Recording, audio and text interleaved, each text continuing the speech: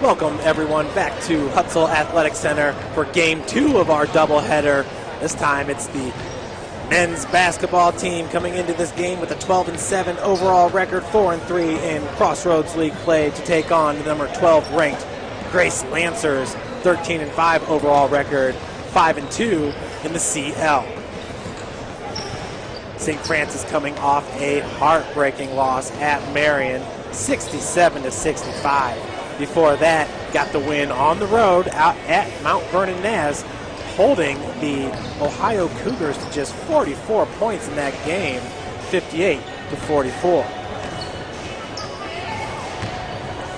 Grace brings with them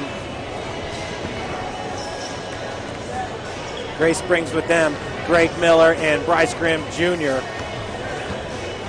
Looking at Greg Miller, he was the Crossroads League Player of the Week back on the week of December 10th, December 17th, and January 7th.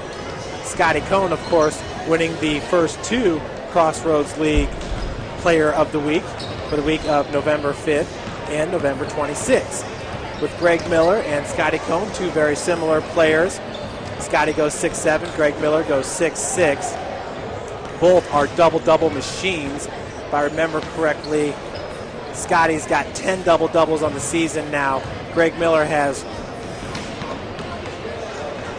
9 double-doubles. Scotty's last double-double coming in the loss against Marion. He put up a career-high 32 points. No, excuse me.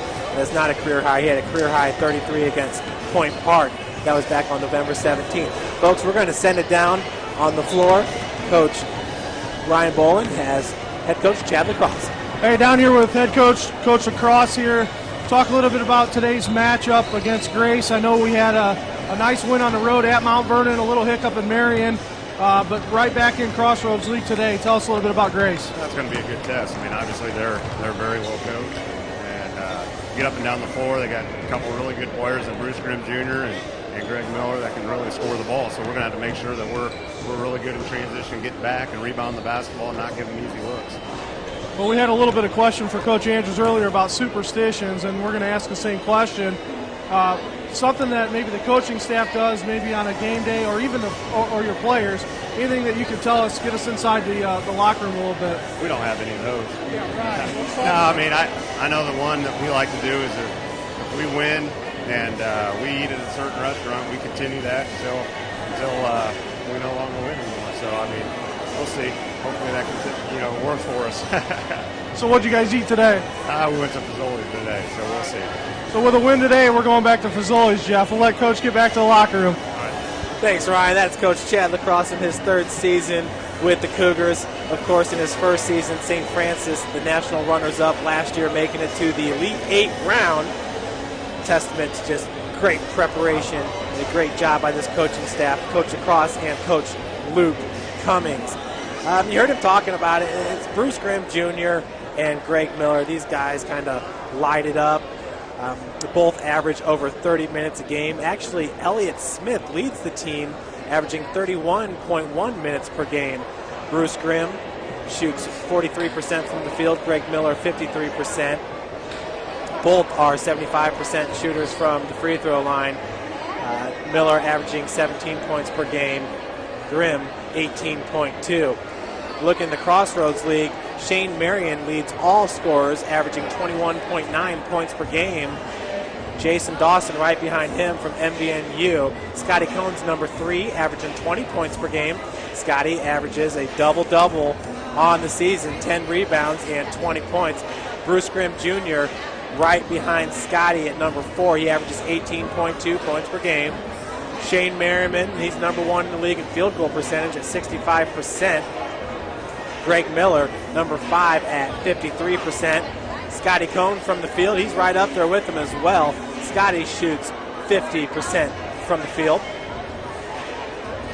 Assists per game, you'll find Bruce Grimm Jr. amongst the conference best. He ranks number 3 at 2.3 assists per game. Heads down, we look at rebounds per game. Greg Miller's number 1, 10.06. Scotty's right behind him And by right behind him, I mean 10.05.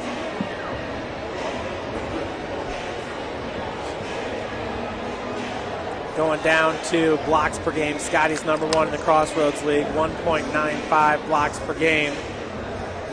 Greg Miller not making the top 5 in that category. And Bruce Grimm Jr. coming up with 5 steals per game.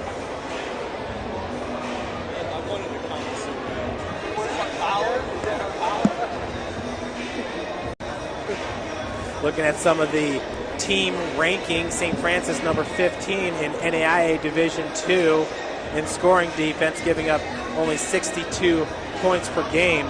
As we said earlier, held Mount Vernon Ness just 44 points per game this past Tuesday. Ranks number 15 in total blocks. Thank you, Scotty. Number 19 in total rebound defense. Once again, big thanks to Scott Cohn there.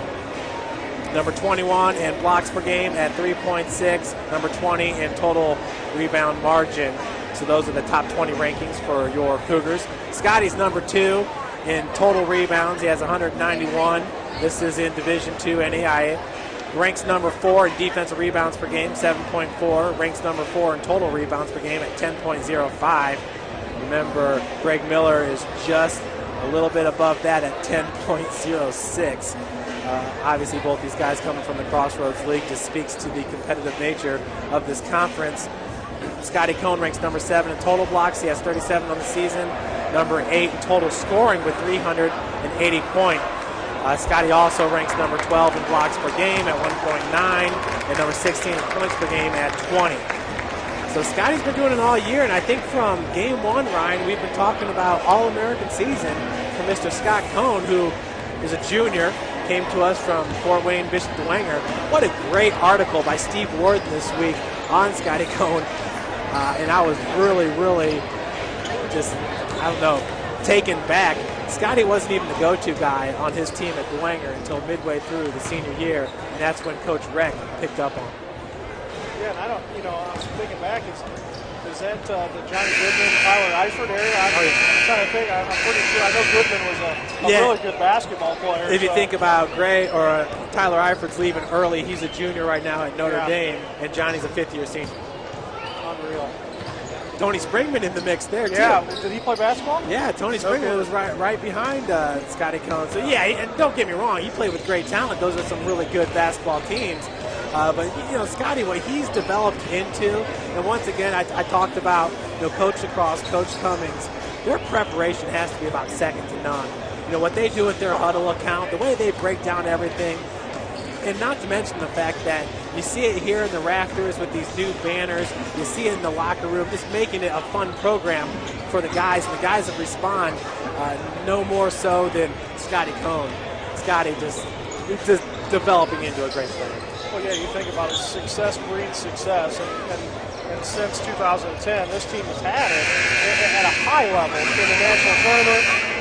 Going from being national champions to runners-up, and then that continues in your recruiting, the type of players you're trying to bring in. You look at those teams, DeJavon Sawyer-Davis, you look at Q Owens, you look at just Matt Edmonds, you look at all the guys, Kevin Dawson, that played in that program, and you see the light of that coming back through some of this. We don't technically have the DeJavon, we don't have the Q Owens, but we got the Scotty Cohn, and those are just different types of players. I think we're starting to see that a little bit with Josh Hogan. We're starting to see that more and more with senior Kevin Bloom, who's really picked up his game. And we're going to see it out of guys such as Kyle Sovine. You look at Greg Dickey, you look at Jordan Hahn, you're going to start seeing a little bit more of those type of guys picking up their game as we move forward. And I wanted to touch a little bit about the series between these two teams. And you look at Grace leads the series 59-36, and last year we took 3 losses against Grace. We lost at Grace first, 57-36. Q Owens with 23 points. We lost on February 11th at home, 58-36, so pretty close. And Q Owens with 29. And then to end out the year, 228, which would have been the tournament, we lost 79-74. Let me go back to that. That was 81-70, 89-87, 79-74, and all of those Q with 20-plus points in each one of those games. So, the series ends up at 59-36, and Grace has owned that. Yeah, Q, a great player here at St. Francis. We're sending it down to the floor. PA announcer Jim Shuck.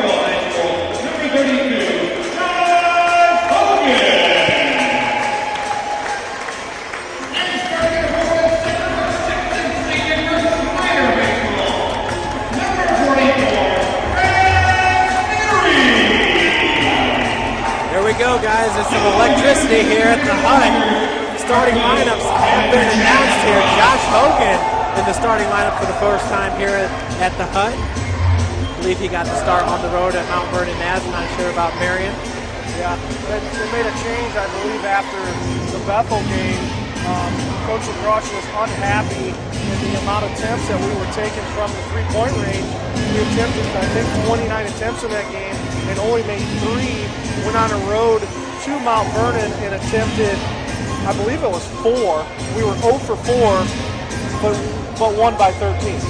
You know, and you take those attempts against Bethel, the 29 attempts, and shoot 20%, you win. And you're going to see a difference today in their perimeter. Well, Ryan in the circle. There they are, the two POWs, Greg Miller and Scotty Cohn. Scotty getting it over to Ethan Hussey to gain possession. Ethan going right to the bucket. Grimm going to knock it out of bounds there, yeah. Don't need a stat sheet to see who he is. You know where he is on the court. That's number 44 for Grace, Bruce Grimm Jr. Yeah, he's a scorer. Last year averaged over 30 points a game against us. Ethan Hussey being guarded by Carl Columbus. Over to Sneary. Down low to Scotty. Guarding Scotty is number 42, Jared Treadway. Scotty turnaround hook shot from the baseline. That's a matchup we want. We want to match up with Treadway rather than Miller, but I think they're going to do that. Miller into a little bit of foul trouble against Bethel. And, you know, really listen to that game. You know, Bethel had the right of way to the baseline. They got a lot of points there. The feed goes down low to Miller. Picking up the loose ball is Kevin Bloom, the senior, shooting well from beyond the arc this year. Feed goes down to Scotty. Scotty working against number 42, Treadway. Ethan, pump fake, jumper from the elbow. That was beautiful. Beautiful shot there off the back of the iron. Cougars up 4-0. Start this game. We're 1 minute in. Like to see Ethan getting started early. Carl Columbus with the ball, being guarded by Scotty. Gives it over to Miller, number 33. Columbus pulls up from about 17 and drains it. That good answer there by Grace. Still, you know, we always talk about St. Francis's defense, and we've been in some low-scoring games lately, and really credit Coach Lacrosse. And I think it's like a half a point per possession how we defend. Josh Hogan gets the ball, working from the corner. Josh in the lane, dishes out to Ethan for 3. Just off the mark. Nice rebound, though. Offensive board by Brad Sneary. Now Bloom goes underneath. Backdoor pass. Ethan Hussey was wide open. What a great job by Kevin Bloom. Was going to pull up from behind the arc. Saw Hussey backdoor, got him open. 6'2 Cougars, 18 minutes to go in this game. Man, that was a beautiful pass, Ryan. It looked great.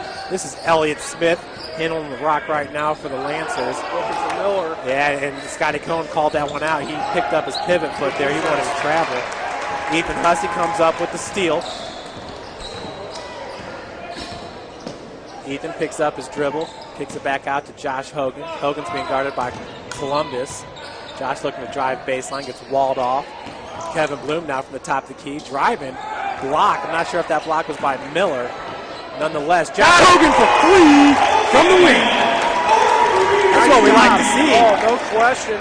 Great ball movement. You know, and that's one of the things they've been stressing is take the ball to the hoop, try to create some offense down low, and if it's not there, if there's 10 or 15 on the shot clock, go ahead, jack it up from 3, but not with 30 on the shot clock. Sneary's out on Miller. Miller hands it off to Grimm. Grimm three-pointer from the wing. I've seen that way too many times. Way too much. Way too much. Cougars He's a good up. shooter. Yeah, he is. Cougars up 9-5. This is a good overall basketball player. We're inside 17 minutes to play. Hogan working against Grimm. Elliott Smith with the defense on Bloom in the corner. Bloom now driving. Turn around. Falling down. Rebounded by Miller. Grimm now outlet pass goes to Smith. Smith underneath the Treadway. Scotty with the block. That's all ball. Nope. Foul on Scotty Cohn, his first. Must have got a little bit of the arm on that. Well, Ryan, I saw it pretty clearly, and the palm of his hand went on the ball, but he had to go across Treadway's arm. I think that's what we're calling a foul. Johnny Cougar in attendance today. First time I've seen him here today, this year in the hot. Yeah, hopefully he starts breakdancing. That'd be great. Yeah. Christmas break just about over for all the students, so start bringing them back. Yeah, we got a lot of students in attendance right now. I see about half of the hooligans down there. Good, good. We need it. Looks like Wes Hunsucker in the crowd. Baseball getting underway tomorrow or Monday. That's right. He and David Yoder. Josh in the lane trying to get the putback. Nice steal by Scotty Cohn. Finishing at the bucket. Cougars up 11-6, 16-15 to go in the first half. A lot of scoring early. That's Smith. Feed over to Treadway. Paul Columbus working from the wing. Big set by Treadway. They help defense from Scotty Cohn. Yeah, very athletic move in the paint by Columbus. Carl Columbus, yeah, 6'2 sophomore out of South Bend Riley. Good school there. Yeah, and he's a big guy. Josh Hogan over to Bloom. Bloom working against Smith. Now Ethan at the free throw line. He's got two Lancers all over him. Scotty takes the feed, falling forward. Gets it. This is the type of game you really like to see Scott play in because you don't want to say that he steps it up for big games, but he definitely tunes it up a little bit more. And he forces a lot more shots in the lane. Good block by Brad Sneary on Grimm. And that was Greg Miller trying with the putback. We had too many Cougars around him. Nonetheless, Grace will retain possession. Seth Small to enter for St. Francis, and number 5 is Dennis Williams, 6'11" junior from Kingston, Jamaica. Is he sporting the dreadlocks? No, that's haven't seen a number yet on him. So that's 45. Kingston, Jamaica, 6'11" junior. 6'11". Tree toppers I'd love up to and be down. 6'11". Be a nice attribute to have. Yeah, 6'11". Yeah, but we haven't seen Adrian McCauley yet. He's a 7'1" sophomore. I see him down there. He definitely sticks out in the crowd there.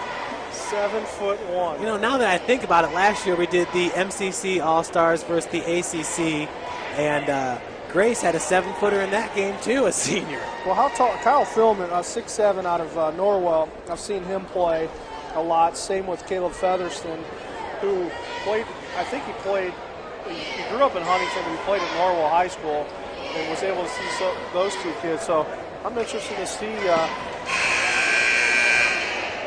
see Philman in as a true freshman, just to see how he is in the Crossroads League. Ryan, we got a chance to see the cheerleaders there, and they're under first-year coach Jeremy Elder, who's doing a really good job with them. Very athletic group. They got a state champion gymnast, Brittany Tryon, a freshman on the squad. So, well, and you talk about coach there, and he's done a great job with getting the younger little kids, the cheerleaders in, and getting them on the court in a young age. Nice rebound by Brad Sneary. Good defense on Greg Miller as well from Mr. Sneary from Snyder High School here in Fort Wayne. As we said, Seth in to run the show. And Josh's pass gets stolen by Grimm. No foul. Oh, no. I thought Seth did a good job of, number 1, getting his body in position not to draw the block, and number 2, like you said, just getting his hand on it. Yeah, I think he just tipped the ball, and he got underneath, just like you said. Coach Lacrosse definitely not happy with that, but Seth's been picking up quite a bit of fouls early, and he picks up his first one. And, we'll talk about Grimm. Bruce Grimm averaging 18.2 points a game, and from the free throw line, a 75% free throw shooter, shooting 78 of 105, and he makes both of those. Cuts the Cougars lead to 3, 13-10, 14:50 to go in the first half. Yeah, that's Grimm Jr.'s 5th point of the game. Small works it over to Kevin Bloom, cross court to Hogan, back to Seth. Ryan, we saw a little bit of this offense with the girls team as well, with the women's squad, excuse me. Top of the key, that's Seth, calling for the pick from Spencer Comer, who's in the lineup. Scotty Cohn getting a breather right now. Seth gets it out to Spencer. Seth's wide open for the corner, from the corner, 4-3. And that's out on Grace. We're going to retain possession here. Yeah, and Grace went to the 2-3 zone, which is, in this lineup, kind of caused us a little bit of an issue. But trying to get the ball in and right now get it to steering.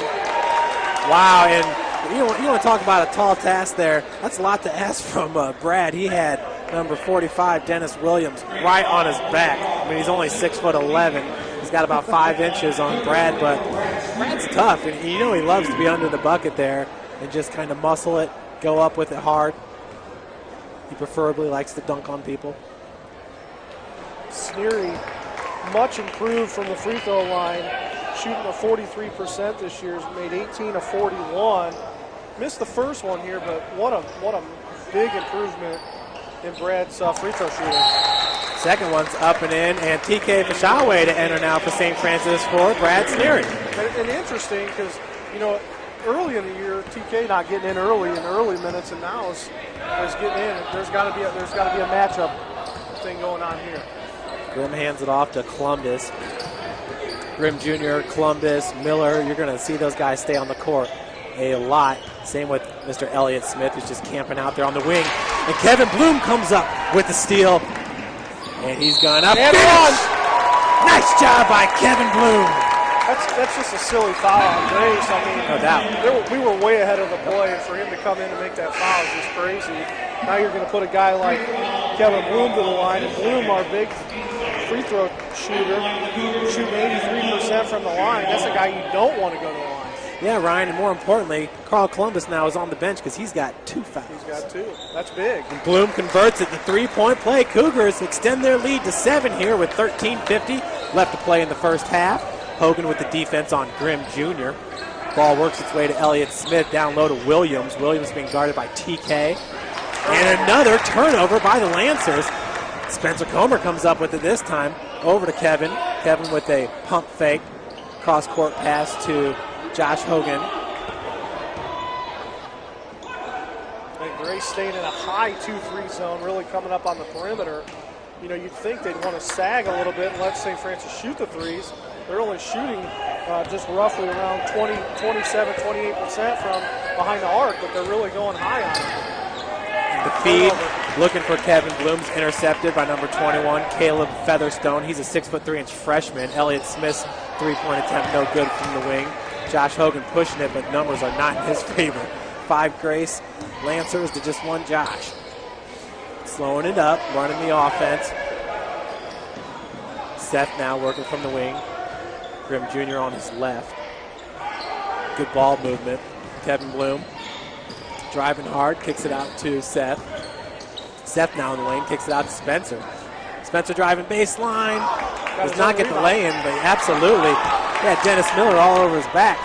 And now the outlet pass is up and in to Elliott Smith. A little bit of a cherry pick there on Grace. I think he got down the court a little early thinking there was going to be a quick turnover, so he was already down. So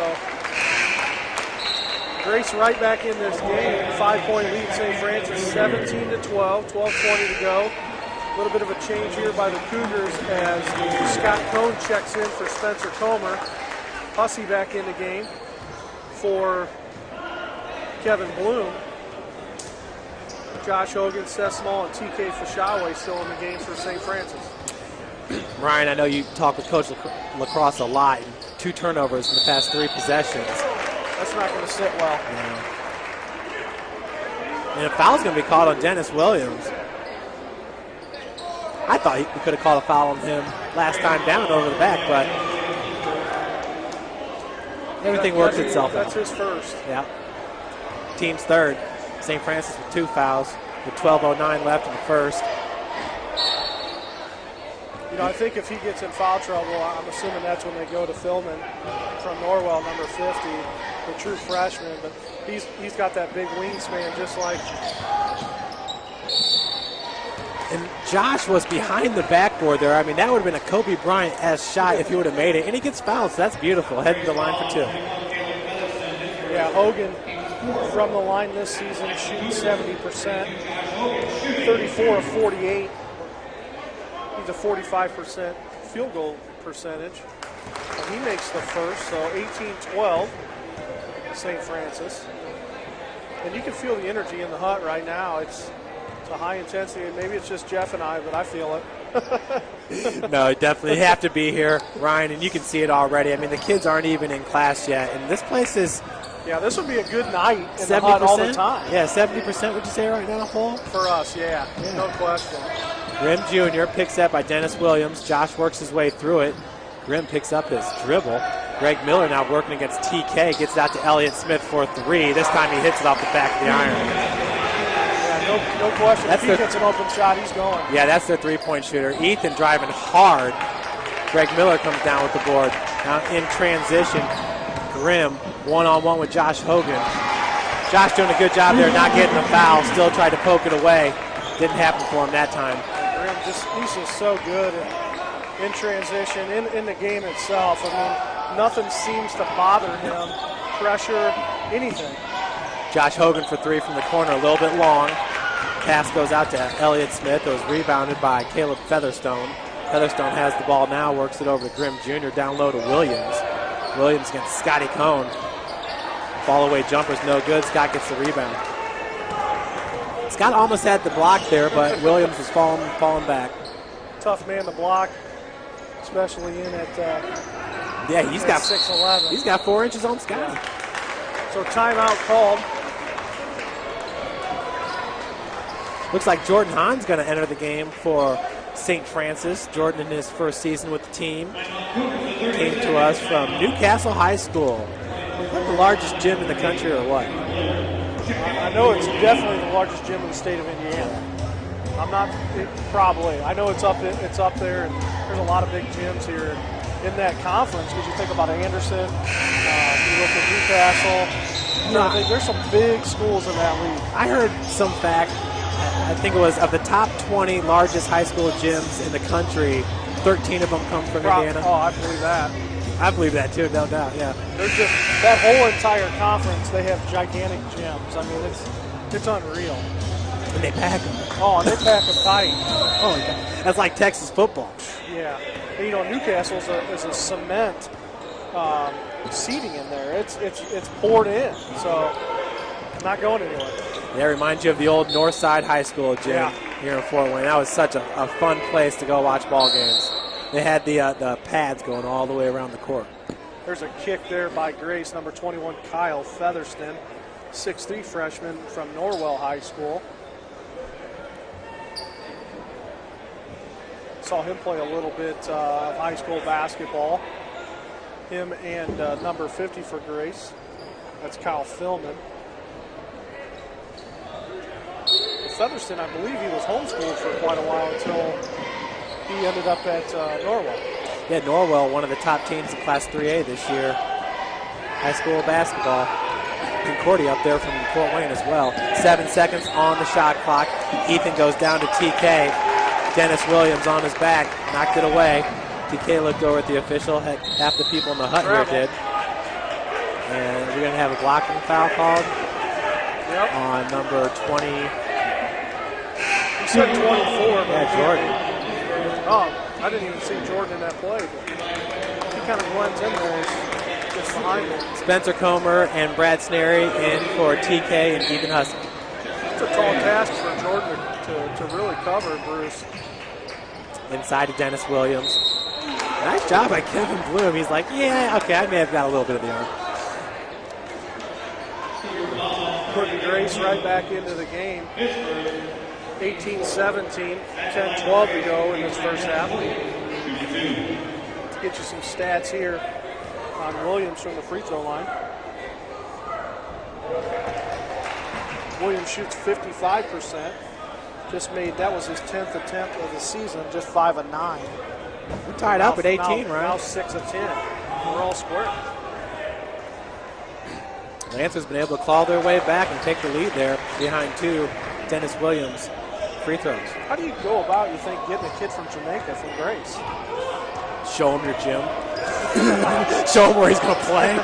No question. They got, hands down, the finest basketball arena that I've seen in small school basketball. Kevin Bloom working against Grimm. Jordan Hahn over to Bloom. From the wing. Oh, just hit the front of the rim. Now the outlet pass goes to Elliott Smith. Wow. Boom! Big time block. Kevin Bloom. We haven't said a lot about Kevin up to this point, but I'm telling you what, his play has just increased each individual game. I think the game at Mount Vernon had 12 rebounds, career high. Yeah. Ryan, his junior year, started off as a starter, then he was pretty much a sixth man from there on out. This year, kind of fringe, but I'm telling you what. 3 seconds in the lane, called on Williams. Nice. Coach Lacrosse, I think he really feels comfortable with Kevin. He knows that if Bloom's on the court, he's getting 110% from at least one guy. Yeah, no question. And he's really, he's fired. He's probably the only green light you got from behind the arc. where, hey, man, you got an open shot, go ahead and take it. We'll take it if you miss it, but you're going to have to keep shooting. I think Hogan's another guy that you might be able to say that about. Josh usually limits his three-point attempts to about 4 or 5 in a game. Scotty kicks it out to Bloom over to Jordan. Jordan being guarded by Elliott Smith. Spencer Comer now, cross-court pass to Kevin. Down low to Scotty, and Williams all over him. He's been draped on a couple of our guys back. Yeah, the 6'11", when he gets his hands up and gets kind of lean forward, he's all over you as a defender. So he picks up his second. So that's going to enter number 50, Philman from Norwell. He said it was a matter of time. Yeah, I figured that's his replacement. Now we got a matchup, All-American against a freshman. Brad Sneary with the muscle underneath. Get that one to go over Philman. Cougars take back lead 2019. I've been waiting for this matchup here to see how Philman plays in this league. Brian, we've been talking about it. Grimm Jr., and this guy is a heady basketball player. He's just a gym rat. There, no question. With the bank shot off the glass, I love to see that. That's a high percentage shot for a jumper, and nobody really uses it anymore. Just took a Jordan Hahn hand to the upper part of his eye. What's so going to happen? He's going to sit down. That checks in number 3, Lee Ross, 5'10" senior out of Riley.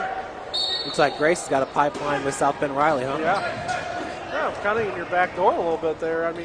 Other than Bethel and Goshen, but Spencer nearly came up with the steal there. The pass going towards Greg Miller, and Scotty, come on. Foul's going on, I believe, Kyle Philman. Yep, 50's going to get the call. Philman, just, my biggest thing, he's such a big-sized kid, and he was so energetic at Norwell, just filling gaps defensively. And I wanted to see physically how he can play against a Sneary.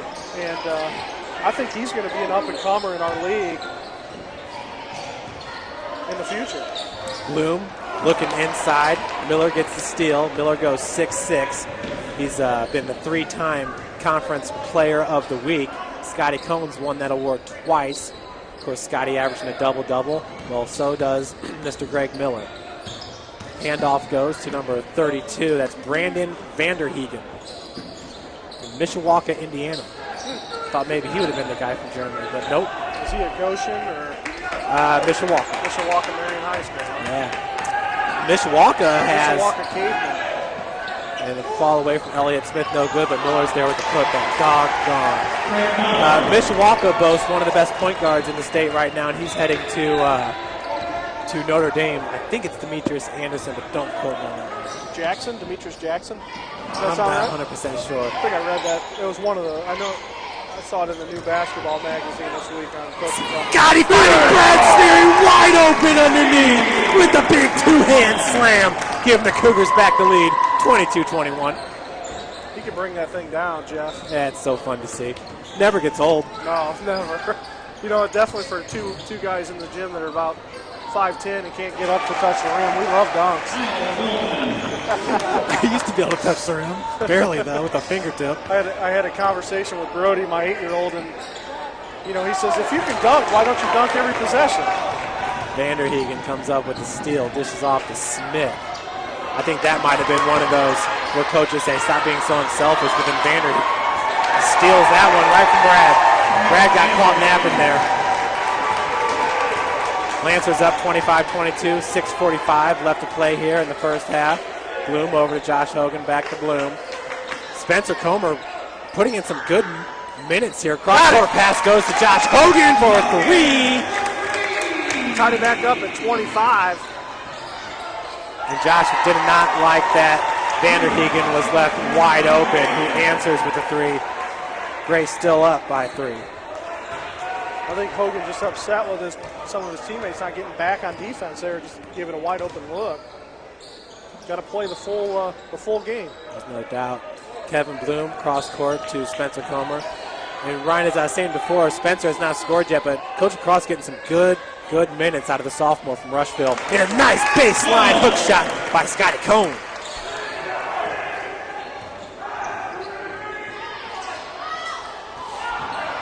Driving. Ooh, big block by Comer. Absolutely. 20 on the shot clock. Well, Vanderhegen's looking for that three-pointer from the corner. That's Lee Ross handling the rock right now. Spencer with the D. Greg Miller picks that. Good help defense by Brad Sneary. Elliott Smith with 10 seconds left on the shot clock. He glances up. He knows what's going on. 6 seconds. Vanderhegen now wondering if he's going to drive all the way. He does. Up and under is no good. Rebounded by Sneary. Cougars slowing it up a bit. It's nice to start. You're seeing a little intensity out of Sneary. And he needs to play big. He needs to play strong. If you can get him a little bit mad, I think it's going to be in his best interest. Spencer's Spencer's open in the corner. He asked for it. 3-point attempt. Got it in! Getting that Cougar roll, Ryan. And the Cougars take the lead now, 30-28. I like it. I like it. Spencer, that's his first 3 points of the game. Elliott Smith. Bloom's got the defense. Bloom sinks down now. Lee Ross.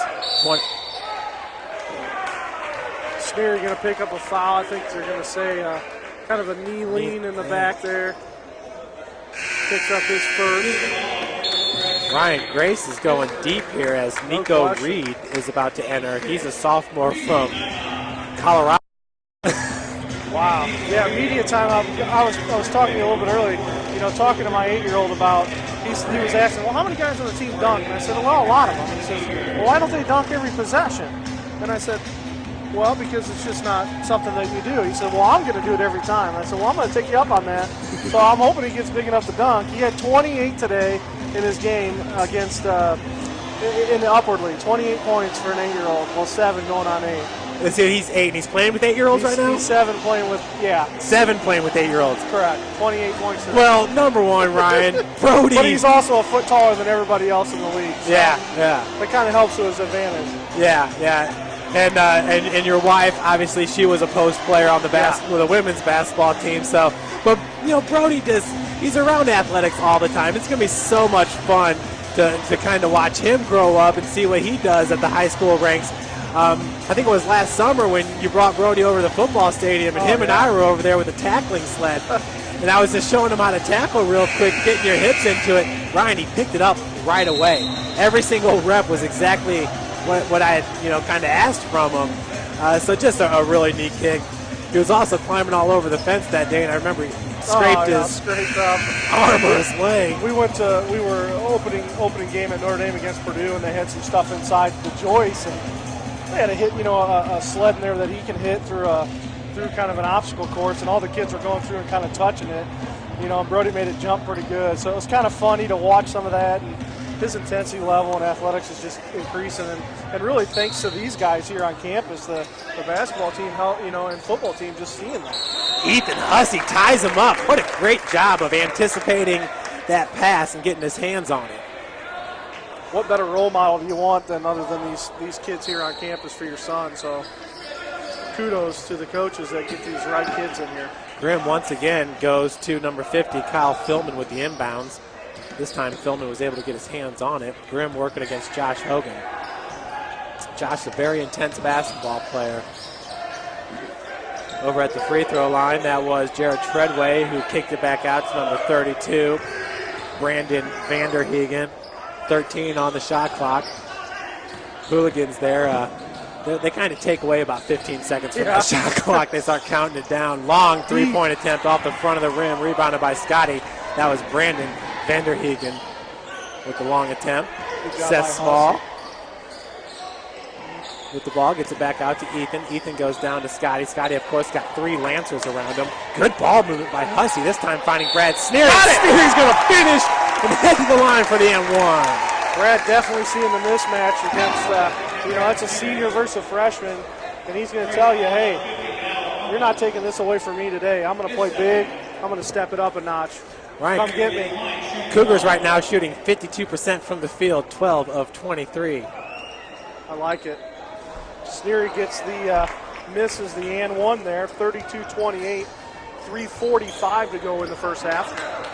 And that's Bruce Grimm Jr. Last year against St. Francis, averaged over 30 points per contest.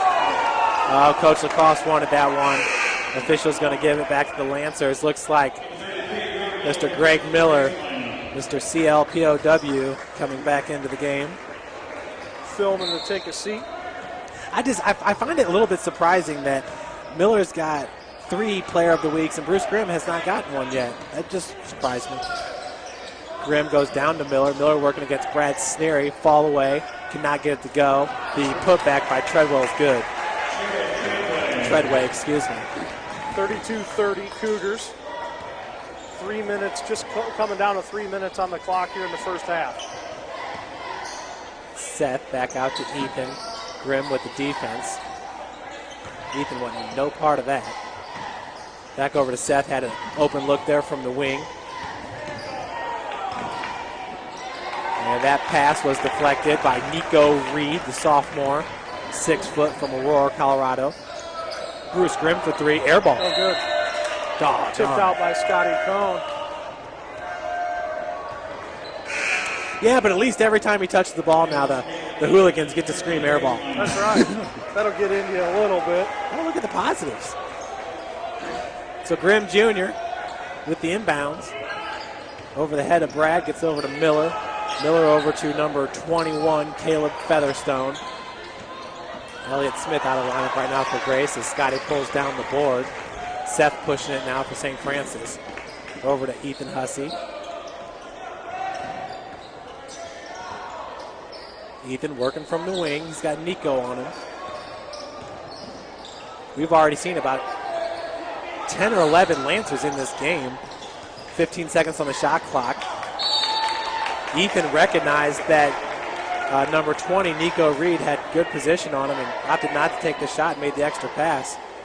And that was after he jumped, so nice heads-up play there by Ethan Hussey. Inbounds goes to Josh Hogan. Hogan being guarded by Grimm. Gets walled off baseline. Finds Brad Sneary. No traveling. Gone with the turnover. Coach Lacrosse is not very happy with that call. Still, though, Brad's been playing very well underneath. How do you travel after you already put the ball on the ground? I don't see that. He took one step, had a pivot foot. I'm wondering if maybe it was a hop step or I don't know. Bruce Grimm Jr., 2 minutes left here in the first half. Cougars up 32-30. Couple lead changes so far in this game. Greg Miller off the glass. We're back to being tied. Lead changes, probably about 6 already in this game. Oh, yeah, no question. Cougars came out with the big 6-0 run to start the game.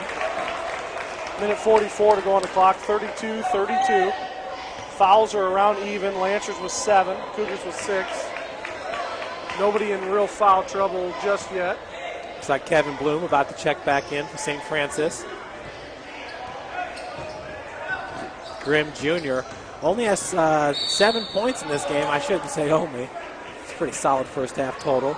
Brad Sneary with 7. Josh Hogan with 7. Scotty Cohn with 8. Scotty Cohn leading all scorers. Let's see if that's true. It's interesting. I'm watching Miller here. 6'6", gets out of almost a moving screen a lot, and Grimm will follow that. So as Miller's coming around the elbow, Miller's continuously pushing towards the basket as he's screening for Grimm to get an open shot. And I'm sure it's been going on for decades with those two guys, but it's a difference. If we can get a call like that, a moving screen call, then that could really change the game plan and take them out of their comfort zone. Yeah, he's like one of those snow plows just paving the way, huh? No question. Hogan over to Bloom. Bloom cross-court pass. Ooh, Ethan Hussey does a good job of shielding off the defender, and now he's going to draw the foul. I believe it's going on number 21, Caleb Featherstone. Either that or, yeah. Ethan's having a good game, Ryan. He's got a little bit of intensity in there right now, no question. Ethan's 2 for 4 from the field, 0 for 1 from beyond the arc, but he's got 4 points. He's just doing a good job, as he did right there, of walling off the defender and not creating a turnover as his first free throw's in. Featherston checks out for Grace, and Elliott Smith checks back in, the 6-foot senior guard out of Northridge High School. Second one's good as well. Cougars tied up at 34 with 1:14 left to play here. It's a really good back and forth game. Pretty close competitiveness on these two squads. So kind of shows you where both teams are in the Crossroads League, and it's like this every night. Grimm Jr. driving baseline off the glass. Nice move there by Mr. Grimm Jr. He's now the leading scorer with 11 points. 36-34 Lancers, 40 on the game clock. Hogan over to Kevin. Kevin looking down low for Scotty. Every time Scotty touches the ball, he's going to have about 3 or 4 Lancers. Scotty gets the bucket. Now he'll head the line for the M1. That call is going to be on 42. I think that's Treadway, his first. Jared Treadway, the 6'6 junior out of Northwestern in the Kokomo area. Scotty with his 10th point. So right here, he could tie Bruce Grimm for the game high. Ryan, what a great day of basketball here at the Hut. Awesome stuff here. Lady Cougars getting the 63-60 win.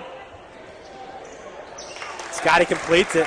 He now has 11 points on the game. Cougars with a 1-point lead with 30 seconds left to play. The shot clock is off. You think Grimm will wait here for the last shot? Head into halftime? Yeah, I think there's no question that either go in with down 1 or go up 1. Josh Hogan with the defense, wanting Grimm to go to his right. Travel, no call. Miller now over to number 20, Nico Reed. Now Grimm with 3 seconds left. No question. What a beautiful looking jumper. There's no question he was going to take the last second shot, and Greens will go into halftime up 1, 38-37. Yeah, Ryan, you wanted the travel call there. Yeah. I've heard it in the stands here a couple of times now. I think he skipped what happened on that pivot foot is he skipped it a little bit before releasing it. I thought there'd be a travel call on there, but no call. See if they'll tighten down a little bit in the second half. The officials, lots of calls in the first half.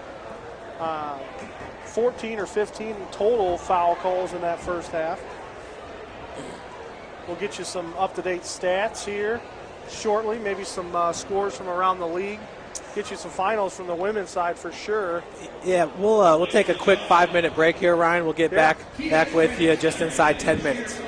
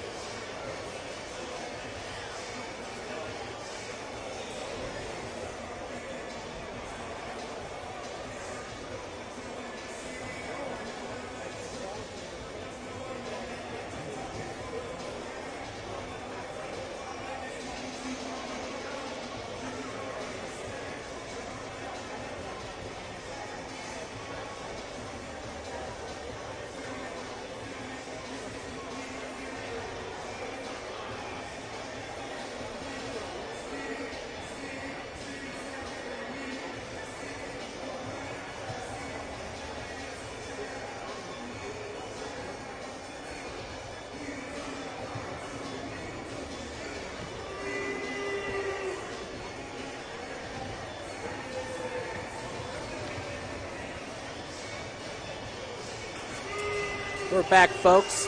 Coach Bolin is down on the court, hoping to bring you a halftime interview. He usually grabs Coach Cummings for that one, as Coach Across is always busy with his strategies. But I'm going to go over some of the stats for you from the first half. St. Francis shooting 56% from the field, 14 of 25. That's a beautiful number. Grace doing a good job as well, 14 of 32, shooting 43%. In the ladies' game, both of the women's team shot over 40% as well, so must be something in the air here at the Hut today. Grace shooting 50% from beyond the arc, 3 of 6. St. Francis, 3 of 7, 43%. From the free throw line, St. Francis, 6 of 9, 67%. 7 of 8 for Grace for 88%. Fast break points tied at 2. Points off turnovers. Grace has the advantage, 12 to 10. Points in the paint tied at 16. Second chance points, 6 for St. Francis, 4 for Grace. A great job by Brad Sneary in the first half, getting some of those putbacks. And off the bench, Grace with 9 points, St. Francis with 3. Grace went to the bench quite often, playing 11 players there in the first half. St. Francis played 9. Scotty Cohn with 17 minutes played. Josh Hogan leading the team in minutes played, 18 minutes, 18 seconds. Greg Miller played 18 minutes, 57 seconds for Grace, and Bruce Grimm Jr. played 15 minutes, 48 seconds. For some reason, I felt like Grimm was on the court the whole first half, but no, he actually took a 4-minute breather leads all scorers with 13 points. Scotty's right behind him with 11. Scotty's also got 4 rebounds. Remember Scott with 10 double-doubles on the season. Greg Miller's got 6 boards, only 4 points. Also scoring, Josh Hogan with 7 points, Brad Sneary with 7 points, Ethan Hussey with 6, Kevin Bloom with 3, Spencer Comer with 3, and now we got Coach Lacrosse, Coach Cummings with Coach. Down here with Luke Cummings, good up to the half right now. What went on in the locker room? Tell us a little bit about the game plan. Well, I mean, we give up 10 offensive rebounds, and it's going to be hard to beat anybody that. So that was kind of disappointing. I felt like we played awfully well, defended well, but the offensive rebounds hurt us quite a bit and let them stay in the game. And I think, defensively we got to continue to remain solid and offensively pound it inside. Brad and Scott are both having a great game, and we want to continue to feed them. We noticed that Grace, I think they started man and then shifted to that high 2-3 zone. Do we switch the offense to penetrate more down low? What have you guys done to adjust to that? Well, I think we just set our posts in the blocks, and we're going to throw it to them and do what we're pretty darn good at. We're just going to pound it into those guys and let them figure out a way to stop it. Good luck second half, Coach. All right, thanks. That was Coach Luke Cummings with CRB. 10 offensive rebounds for Grace. Sorry, I didn't bring that to your attention beforehand, but Grace had 17 total rebounds. St. Francis with 15 boards, but 10 offensive rebounds. Not a good figure for these coaches to look at. Josh Hogan, once again, with 18 minutes played, 18 seconds to lead all Cougars. He has 1 turnover, 1 foul, 2 rebounds. Josh shot 2 for 5 from the field, 2 of 3 from beyond the arc, 1 for 2 from the line. Spencer Comer, 1 for 1 from beyond the arc. Spencer getting 8 minutes there in the first half, 8 very productive minutes. And Ryan, to be honest with you, that's kind of what I remember from Spencer Comer last year is the intangibles he brings. We talked about it with Megan Slusher with the women's team, and he gave Coach Lacrosse nearly 8.5 minutes, but 8.5 really good minutes in the first half. Yeah, and that's something we've been kind of looking forward to is just him being quality, not about the scoring part, but giving us opportunities. And he did so well last season with creating opportunities for himself and others, and they're starting to see a little bit of that right now today. So hopefully that'll keep going with Spencer in this game. Ryan, Coach Lacrosse in his 3rd year. His career record against Grace right now is 1-5. Last year, as you said, we lost all 3 games. I just got to believe it would put the biggest smile on his face to get the W today. Oh, no question. As much as you want to believe that he doesn't have a clue what his record is against them, he does. All coaches know exactly how they do against certain teams and, how they fared in the past and stuff like that. And I think it would make him extremely happy, just to get a win today. And it eases the pressure off going to Wesleyan to have to get a win. So you're saying coaches always know the streaks? Most of the time, yeah. I think when you're playing somebody how many times, maybe not how many times you've beaten them, but that the last season, hey, man, we were 0-3 against these guys. You don't forget that stuff. Those are the type of things coaches really, prepare for. That's bulletin board material right there. No question. All right, folks, we're starting out the second half here. Lancers with the 38-37 lead. It's been a great day here at the Hut. Once again, the women getting the 63-60 victory over the Lady Lancers.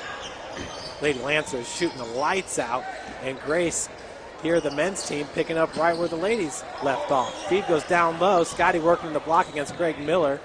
Pass goes out to Bloom now. Columbus is on him. Columbus had to sit out majority of the first half with 2 fouls, so we'll see how long he plays here in the second half. Turnover picked up by the Lancers. Carl Columbus, a big athletic body for the Lancers from South Bend Riley. He's one of 2 members of the team from Riley. Takes the feed down the corner. Gets it out to Treadway. Treadway back down to Miller. Back to Treadway. Jumper, no good. Rebounded by Ethan Hussey. Hussey had a great first half as well, doing a bunch of things for your Cougars. Scotty takes the feed. He's looking to hand it off right back to Ethan. Ethan working against Columbus. Scotty against Greg Miller. That's just a neat matchup right there. Probably the 2 best bigs in the CL, statistically wise. Feed. kicked out to Scotty. Scotty driving to the lane, gets it off the glass. Scotty finishing underneath, doing what he does so consistently. 39-38, St. Francis takes back the lead. Unofficially, I'm thinking 7 or 8 lead changes in this game. Elliott Smith gets it over to Columbus. That's Grimm Jr. Grimm with 13 points. That's tied for a game high with Scotty. Nice job by Kevin Bloom knocking that away, and Josh Hogan comes up with the loose ball. Josh looking to go all the way with it. Brad Sneary with the finish. Great job by Brad getting down the court. Trailing that play, absolute. Getting up and getting the tip in. 41-38 Cougars, 18 minutes to go in this game. Elliott Smith driving from the wing, finds a wide open Greg Miller for 3. We'll take that. Over the back, Treadway gets it on Kevin Bloom. Columbus now working from 18 feet, driving to the hole against Ethan. Ooh. Looking for the kind of reverse lay in there. Miller comes up and gets the putback. 41-40. Lancers within 1. Josh Hogan now running the point. This is the starting lineup for both teams. Started this game. Ethan now working from the wing. Scotty one-on-one with Greg, kicks it back out. Ooh, a little push there. Scotty's jumper, no good. Columbus came in there, kind of barreled into Brad Sneary. Sneary did not like that one as he glances over to the bench. Double dribble call. Double dribble. Remember that game? Oh, do I ever. 4 teams. That was sweet. His Like dunks that. were awesome. Tecmo Bowl. Bo Jackson. Bo Jackson was a stud. Oh, boy. Him and Walter Payton. 17 minutes left to play here in the second half. Josh Miller, nice move. And a Oh. great feed over to Brad Sneary.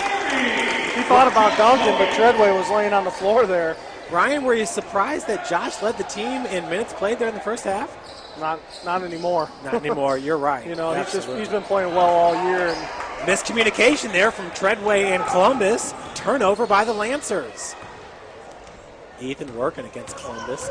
Trying to get around him. Gets walled off there. Elliott Smith, the help defense. Scotty going down now, looking for Brad Sneary. Elliott was there to pick his pocket. timeout called by head coach Jim Kessler in his 36th season at Grace. Wow, Ryan, it's obvious that those cheerleaders brought a lot of people to this game. Yeah, halftime show. That 60 or 70% just went down to about 48, maybe even 45. I think we might be at 50%. Folks, you can't see it, but this side of the bleachers are really nearly full. 16:31 on the game clock, 43-40 St. Francis. Scott Cones got 13, Brad Sneary with 11, Bruce Grimm for Grace with 13, and Miller with 6. Those are the leading scorers right now on both sides that are in the game. Kevin Bloom with the inbounds. We have 21 seconds on the shot clock. Ethan Hussey, Cougars with the 43-40 advantage. Ethan driving from the corner. Ooh, falling back, and boy, he got hammered a little bit. I thought we were about to see something spectacular there. I did too. Ethan was facing us. It looked like he was getting ready to throw it behind his back. Ryan, did you see that video that went viral on YouTube? The Church League game where the big kid just that was awesome. Threw it up from forever. Ethan, first free throw's no good. Yeah, Hussey, a 65% free throw shooter on the season. Misses that front end of the two. Got the second. St. Francis extends its lead to 4. Grimm Jr. looking for the signal from his coach, Jim Kessler. Jim Kessler in his 36th season. Talk about some changes in 36 years of coaching basketball. No doubt about it. I wish Brian Kelly would get that memo. 36th season. Bruce Grimm working against Hogan. Feed goes over to Treadway. Treadway back out to Elliott. Elliott gets it over to Grimm for 3 from the corner. Follows his own shot. Knocked away. I think Scotty knocked that one away. Picked up by Brad. Now Josh is pushing it. Kevin Bloom over to Hogan for 3 from the corner. Got it. Carry on. Big shot there by Josh Hogan, picking it up. 47-40. Cougars 15-30 to go in this second half. And a big shot there by Hogan. Hogan's 3 for 4 from beyond the arc. Loving the way he's playing ball right now for Coach Lacrosse. Greg Miller's jumper is no good. Rebounded by Scotty. Scotty inching closer to that double-double. I believe he has 6 rebounds right now in the game. We'll get an update for you shortly. Kevin Bloom working against Elliott Smith. Ryan, you'll have to remind me, we'll have to get some updated scores from around the CL2 next time out. Bloom finds Hussey in the corner, working against Columbus. Oh, he had him. Cross court pass to Bloom, wide open in the corner. Got it! The Cougars are on fire, making it rain here in the Hut. 50-40, a 10-point lead. We're 5 minutes into the second half. Treadway, top of the key. Ethan nearly had the steal there on Carl Columbus. Good help defense by Brad Sneary. Columbus pulls up from 17. No good. Sneary with the board. Ryan, I am liking the way things are looking right now. No question. If we can just continue to keep scoring, the confidence level is just going to go through the roof. There's a nice shot by Scott Cohn. Woo, Scotty with his patented athletic little runner there in the lane. Call the timeout. Got to go with the Grayson's TO. gonna go full. TO, baby. 14-13 to go in this game, 52-50. St. Francis on a little bit of run. Let's check out those Crossroad League games, and we're going to try to give you an up-to-date, try to do some women and men here if we can get you some scores around the league to update that. Ryan, first at Taylor, it's the Trojans on top of Huntington, 55-33. Shocker Wow. alert. Yeah, Wow. absolutely. That's big. It's kind of like Spring Arbor beating Indiana Wesleyan last week. No question. At Goshen, Spring Arbor's on top of the Maple Leafs, 56-38. And we'll see if I can find another one for you. Should be Wesleyan and Bethel. Wesleyan and Bethel. Which is the game everybody wants to know. Which is at Bethel, and I don't think they do live stats. They don't. We'll have to look and see. You know what? I'll get on the Twitter for you. Yeah, we'll see if we can pull up some tweets from Bethel Athletics. That's a game that everybody probably wants to know. See what we can figure out here. And as the full timeout just about expires for Grace. Going to rip through here. Bethel Hoops, 15:22 remaining with number 21 Bethel and number 6 Iowa. They are tied at 48. So just about the same amount of time here on the clock. We're about a minute more into the game. Yeah, the men's team getting ready to travel to Indiana Wesleyan and Huntington. Wow, tough road games next week for Coach Lacrosse and the Cougars. We need that momentum from a victory today would really be a good start heading into a tough week next week. They'll meet up with Shane Marion, the leading scorer in the Crossroads League. That's Dennis Williams back into the lineup. Elliott Smith gets walled off. Spencer Comer back in and Seth Small for the Cougars. Grimm's going to look to shoot. Grimm drives hard. Unreal. Ryan, the reason I don't like that is because he's driving, throws his arm underneath Brad. Brad almost had the positioning before Grimm threw it up. Yeah, no question. It's a tough call. When you see that, nonetheless, very effective for Grimm. Grimm makes it too. And he misses the three-point play, so 10-point lead for Cougars, 52-42. 13-35. Spencer feeds it down low for Scotty. Scotty looking to kick it back out to Josh, stolen by Elliott. Now Carl Columbus driving. And I think the foul's going to go on number 32, Josh Hogan. Reaching. Yeah, Josh has got 2. Sneary's got 2. For Grace, it looks like number 45, that's Williams. Dennis Williams has got 2, and number 40, Columbus, has got 2. And Columbus picked up 2 early fouls in the first half and hasn't picked up one since. Let's look at his minutes played there in the first half. Carl Columbus, 6 minutes, 5 seconds. Spencer Comer in for the Cougars. Seth Small taking the point. So kind of a big time here these next couple minutes. Cougars can stay on top and keep scoring each possession here. Ryan, every once in a while, Spencer's been finding himself wide open in the corner, and he's been calling for it too. Driving baseline, nice kick to Sneary. Sneary ran into the wall. It's Dennis Williams. Good job by Comer to pick up the loose ball. Whoa.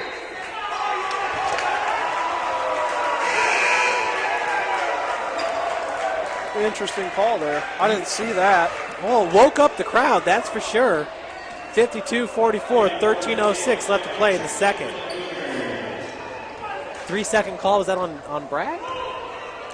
I'm not really sure. I thought Brad was outside the lane, but And Scotty was, but it had to have been on Scott. Columbus gets it over to big Dennis Williams, 6'11". Scotty goes 6'7". Now they're going to call a foul on Spencer. Coach Lacrosse. Oh boy. We're getting, we're defending, and we're a physical defensive team. We like to get up and play you, and that's just that's going to happen when you're so aggressive defensively. 3 fouls for the Cougars here in the second half. Williams working against Kevin Bloom. Gets out to Grimm Jr. Spencer with the defense. Crowd getting into it finally. Dennis Williams underneath. Gets it easy too. 12:35. Cougars 52. Lancers 46. Kevin Bloom skip pass over to Spencer Comer. Corner no good. Out to Seth Small. He steps up, drives the lane, kicks it out to Kevin Bloom. Get it down low into Scott Cone. Spin move. Got to have a foul there. That's charge. That's the hook you were talking about in the women's game. Dennis threw his knee out there. What? Coach is going to got to be careful here. The hook's on Scotty. He called a hook on Scotty. Scotty is playing defense. There's no way. That's an interesting call. And actually, the official came over to talk to Lacrosse. I guess to explain himself. I'm not sure if Coach Lacrosse is buying that one though, Ryan. No, he's still got the coat on, so he's not too hot yet. But unreal. It's a different 46-52. Like I said, Cougars up. That's Elliott Smith right now being guarded by TK. TK out in the perimeter. So now Columbus picks up his third off of Seth Small, kind of a arm bar, if you want to call that, little UFC move. Makeup call? I don't know. I can't imagine that, but different referee. Yeah, maybe he feels bad He might. for the other one. 11:59 left to play here in the second. Seth working against Elliott Smith. TK with the pick, gets it over to Spencer. Ooh, it was there. Oh, I like that. Coming up the loose ball with Scotty. That's Columbus's fourth. Yeah, he's not give me a happy. break. Scotty was just mugged underneath there. Yeah. Columbus That's is going to huge. have to go to the bench, and he does. That's going to bring up number 21. Yep, Featherstone. He's going to step off. He's going to have to go and cool down.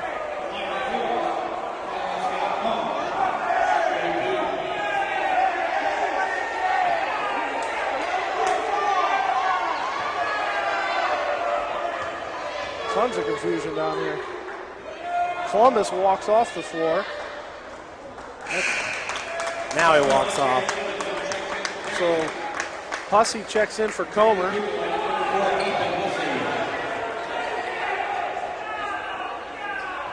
Coach Cummings there settling things down with the Cougars, getting everybody on the same. It's nice to have the hooligans back in, no question. Helps, doesn't it? Coach Jim Kessler speaking with Columbus, telling them get off the floor, get back with your teammates there. It's just a ball game. You know, it's just a game.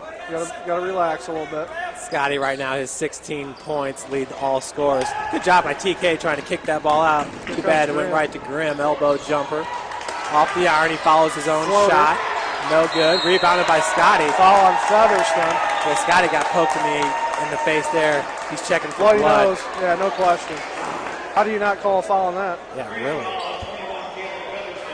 It's like, okay, we need to get that righted right away.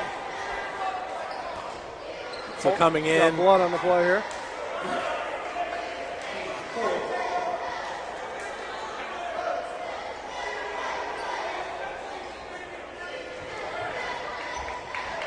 Physical, yes. Physical game. It's kind of hard not to call a foul on that when, you always say, there's no blood, there's no foul. Well, there is right now. Yeah, there's blood. So, got to be. Featherstone heads back to the bench after picking up his third foul. And coming in for him is number 32, Brandon Vanderhegen. Vanderhegen had 5 points, 1 for 2 from beyond the arc there in the first half. And giving Scott a little bit of time here to clean it up. You get a little bit of rule, I think, on the blood rule there. You get so much time before you have to actually sub somebody in. Mm-hmm. Veteran athletic trainer, Tony Gamble. It's amazing, Ryan. Tony was the only athletic trainer here about 2 years ago. Yeah. And now we have 3 athletic trainers. So Brad's going to have to check in for Scott.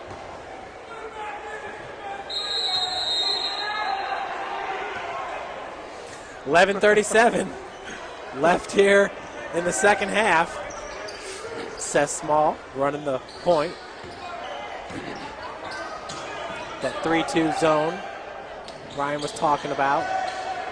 Up high on the perimeter. Seth kicks it back out to Ethan.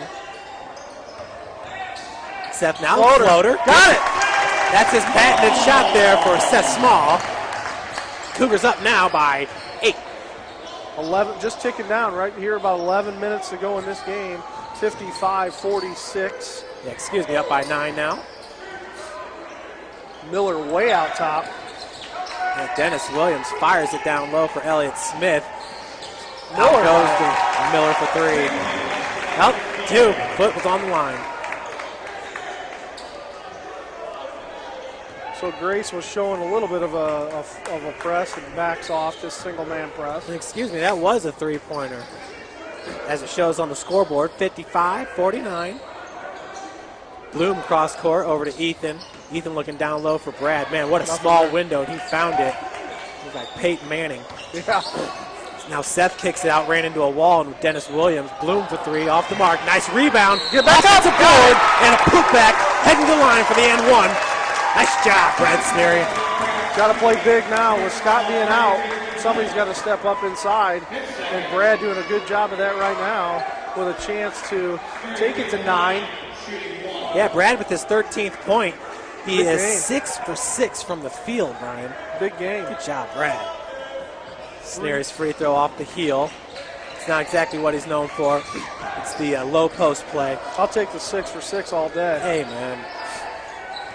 And not only that, the physical presence. Now Bruce trying to get all the way to the rim and does.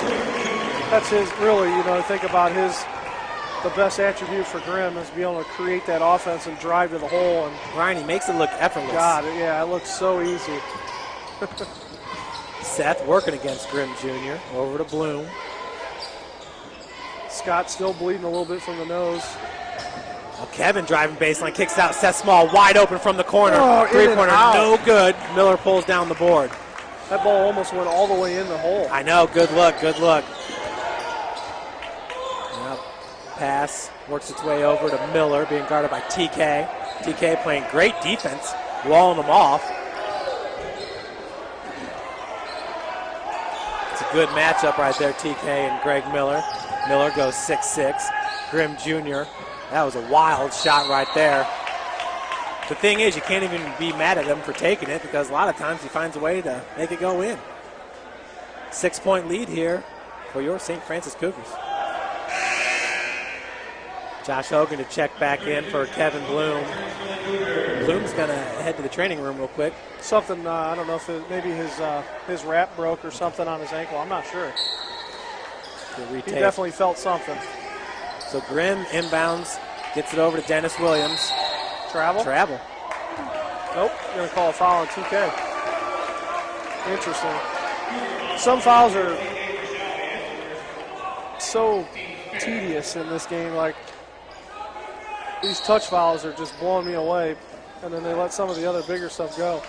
Miller gets a 2-point bucket, puts the Lancers at 53, so 57-53, 4-point game for St. Francis, 9 minutes on the game clock. That's Seth, gets it over to Hogan. Hogan being guarded by number 32, Vanderhegen. Nice pass over to TK. Hussey hard to the hole. He's going to pick up a foul. Hopefully that'll go against Miller. 30. 33. We like that. Third.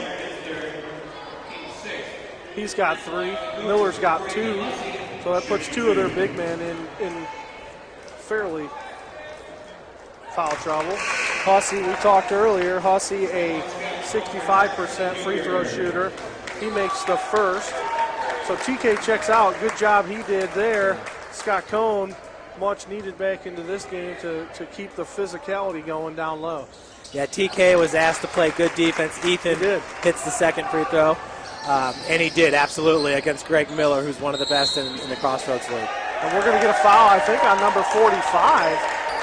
Yes, sir. Is that his third? That's his third, Yeah. so that puts 2 of them. He's definitely not happy with it, but really no response from the Grace coaches saying, okay, they like the call, I guess. No argument, so it's one of those things. 8:38 on the clock here in the second half. Seth gets it over to Josh, back to Seth. Ethan feeds down low. Scotty, beautiful pass over there, finding Josh in the corner. Grimm was able to catch up and get good defense. Ethan looking for Brad. It was knocked away by Dennis Williams. Got 10 seconds now on the shot clock. Now we got to look for a shot here. Yeah, Scotty double teamed on the baseline. 6. Scotty Dribbling it off his loses foot. it. Picked up by Elliott Smith. Bruce Grimm in Travel. transition. I thought there was one more step in there. But that's Bruce Grimm, he just moves it so well. No, I agree with you, Ryan. Looked like an extra step. Ethan Hussey working from the wing. Looks like Kevin Bloom's about to check back in. 4-point advantage Cougars, 59-55. There's almost a steal by Grimm. Great job By by Seth Seth Small of getting under control and picking up that ball. Ryan, that did not look easy. Shot clock is at 9 now. Josh driving, finds Brad. Brad underneath had his shot blocked by Dennis Williams. 4 seconds left on the shot clock. 7:29 on the game clock. Bloom going to check in for Hussey. And looked like going to be a timeout. Media timeout called. A little break in the madness here. 7:29. St. Francis up 59-55. Scott Cohn with 16 points. Ryan Iwu on top of number 21 Bethel. Indiana Wesleyan's number 6, 64-53. So 11-point lead. They're starting to pull away. They got 8:43 remaining. And that would be Bethel's first loss of the Crossroads League play. They are undefeated right now if that would hold true. Looking at some other scores, Brad Sneary with 13, Josh Hogan with 10. For Grace, number 44, Bruce Grimm has 19, who I believe leads all scores. And number 33, Miller with 11. Some balanced scoring for the rest of Grace.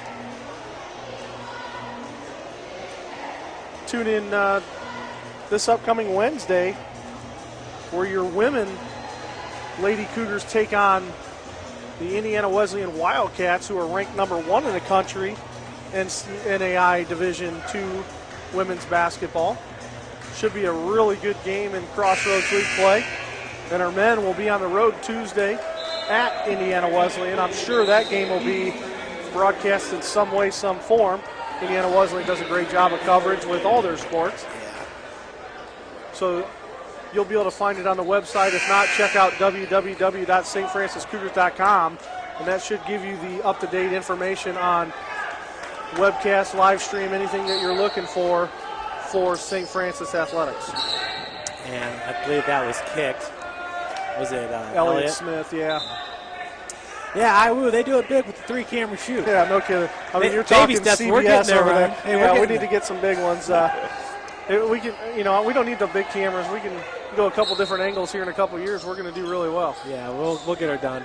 In the corner, Seth Small takes the feed from Bloom. We have 12 seconds left on the shot clock. Seth driving, walled off by Greg Miller. His pass is deflected and stolen by Grimm Jr. Yeah, and really nothing Seth's going to be able to do when he goes there unless he takes it to the hole. There's no way that, man, game's turned over a little bit. Grimm Jr. at 6'2", Seth at 5'8". Yeah, 74% free throw shooter, for Grimm. They called it on the floor, so they're not going to go to the line. But nonetheless, a big possession. Resets the shot clock at 35. Pass Miller goes for out three. to Miller for three. No good. Off the heel. Rebounded by Scotty. Seth picks up the pass. 59-55. 7 minutes now left to play in the second. Josh Hogan working from the wing. Looking for Kevin, a look. the opposite wing. Looking to get the ball. There's no question they're trying to get the ball down inside. Not there yet. Hogan for three. In and out. Brad Sneary with the tip. Oh, Got Brad his own rebound. put Goes back. back up. Got it. That was big. That's a big play by Brad Sneary. Wow. Where has this been all year? 61-55. Josh, that is just the second three-pointer he's missed. He's 3 of 5 now from beyond the arc. Dennis Williams, he is long. Scotty gets the rebound though. Coach Lacrosse looking for the travel call there. He did not get it. Bloom. Wow. Whoa. Scotty hit the floor hard on that one. That doesn't happen very often. That's his fourth. Dennis Williams' fourth, which is going to bring in freshman Kyle Philman to try to fill in. It's funny, Ryan, as strongly as we feel about the calls that go on our guys, you hear the Grace fans right next to us saying, Oh, yeah. that's horrible. It's a passionate game. There's no question today. Everybody's fighting tooth for nail in this game. Big free throws on the way here by Scott. Scotty front end of the 1-and-1. Hit the top of the beam there, out of bounds. Yeah, the rope that pulls the hoop up, every once in a while comes Yeah. into play. It's got to get up there. I mean, it's 5 feet above that rim. Elliott Smith, miscommunication there, looking for Grimm Jr., nobody home. I think the ball just checked out. Went out. It's going to the concession to get some popcorn. Hot dogs, I can understand That's that. hungry. Coach 6:04. Kevin Bloom going out there. Hasn't came back yet. Coach Greg Roberts is doing a double take right now. Yeah. Where'd that go? Hey, Wilson. It's Wilson. 6:04 on the game clock. 61-55 Cougars. Each possession important for both teams still. Yeah, there's no doubt. Kevin Bloom working against Elliott Smith. Josh walled off by 2 defenders, found himself all alone, didn't like the look. Floater. Once again, set That's a high percentage shot for him. for him, absolutely. That's what Seth does. Now Bruce Grimm in the lane. Big foul there. And foul's going to go on Josh. That's his third. He's got to be a little bit smarter on that. He knows it. Yeah, and you know what? Josh is not that guy. He really doesn't usually pick up a lot of personal fouls. I don't know if you have that over there on the stat sheet. But Josh usually does a really good job. He's got great body control. And a foul or a timeout. 30-second timeout called by Coach Lacrosse. Kind of regroup here. Yeah, go ahead. You're all right. I got these guys down. Let's see here. Hogan.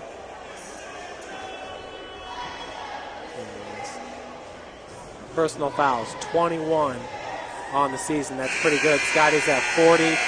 Bloom's at 32. Brad Sneary at 46. Ethan at 26. Seth Small at 40. TK also has 21 fouls in the season.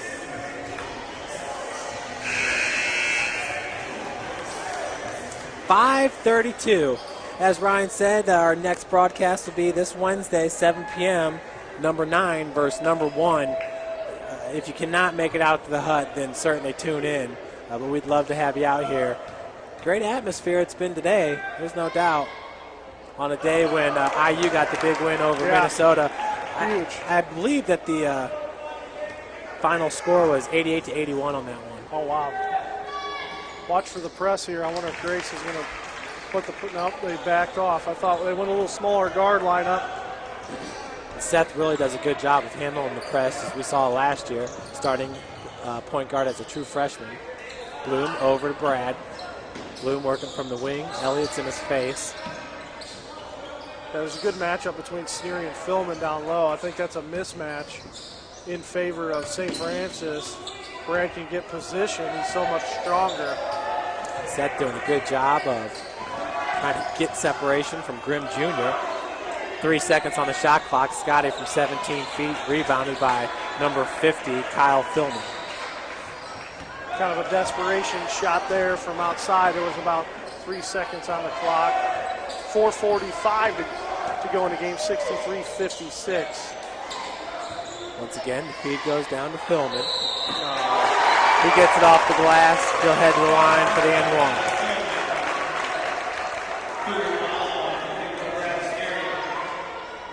So for Brad, that's his third. Both teams with 8 fouls right now.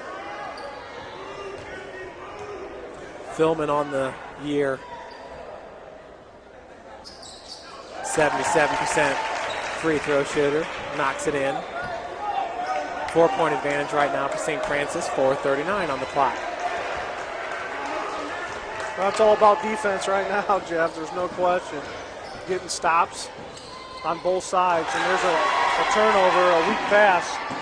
In transition, finishing at the bucket, that's Brandon Vanderhoogen. Yeah, Ryan. 63-61, St. Francis with a 2-point lead. A lot of time on the clock, 4:17. Yeah. And Yeah, Vanderhoogen. There's no room for those. No room for those missed passes at this point. Don't telegraph it.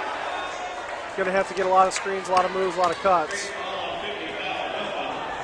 So the foul goes on number 50, Kyle Philman. His third and the team's 9th. Scotty at the line. That's a big foul there, too, because that puts all their big men in extreme, well, really extreme foul trouble. I don't know where Treadway is, but we haven't seen him in a while. But big shot there by Scott Cohn puts the first one of 2 in. Yeah, Scotty in this game is 7 of 9 from the field, now 3 of 5 from the free throw line. He's got 8 rebounds, 16 points. Think he'll get 2 more boards and get another double-double? Chances are, Plenty of time, yeah. Seth Small's going to check out. Scotty's got 1 more double-double than Greg Miller on the season. Scotty's got 10, Miller's got 9. Second free throw. Yeah, almost. Brad, nice job Go getting up, the buddy. rebound, put back. Scotty's there as well. Foul going to be on Sneary? How does that work? Brad, that's his 4th foul. Excuse me. I didn't see that, but must have been from behind. So now that's going to put Miller to the line. Brad's got 4 fouls, and Carl Columbus has 4, along with Dennis Williams for Grace. And this is a tight game. And Miller, 76% free throw shooter, misses the 1-and-1. Rebounded by Scotty. Now Josh is handling the ball right now as Seth Small went to the bench. Kevin Bloom into the lineup. Ethan working against Bruce Grimm. Wow. 5 seconds.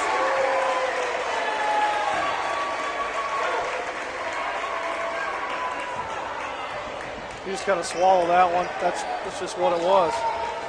64-61, 3:45 now left to play in the second. Grimm Jr. over to Vanderhoogen. Over to Elliott Smith. Smith's been somewhat quiet in this game with 5 points. Greg Miller down low. Double team by Brad and Scotty. Elliott's No good, three-pointer no good. Vanderhoogen gets the putback.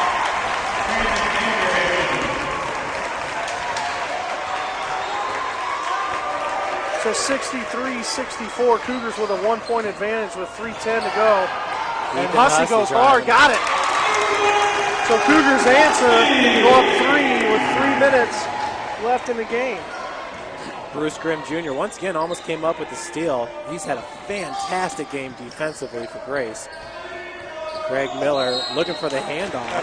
That's a That's a bad call. I hate to say They it, ran but into each other.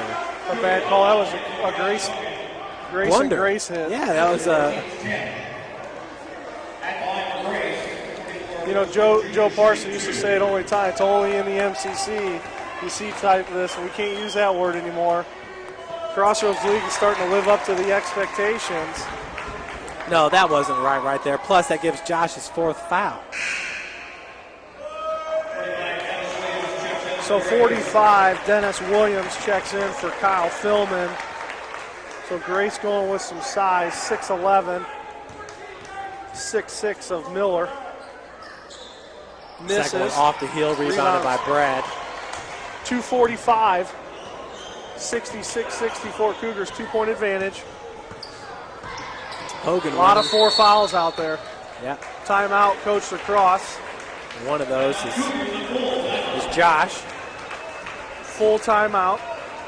You got 4 on Hogan, 4 on Sneary, and nobody else, I don't even think, close. Nah. You got 4 on Williams from Grace. You got 4 on Columbus from Grace, who hasn't checked back in, and you got 3 on Miller. So let's play hypothetical here and say this game gets pushed to OT. It'd be interesting to see how fouls are going to play a role here. Yeah, and, you know, their guy Carl Columbus and our guy Josh Hogan.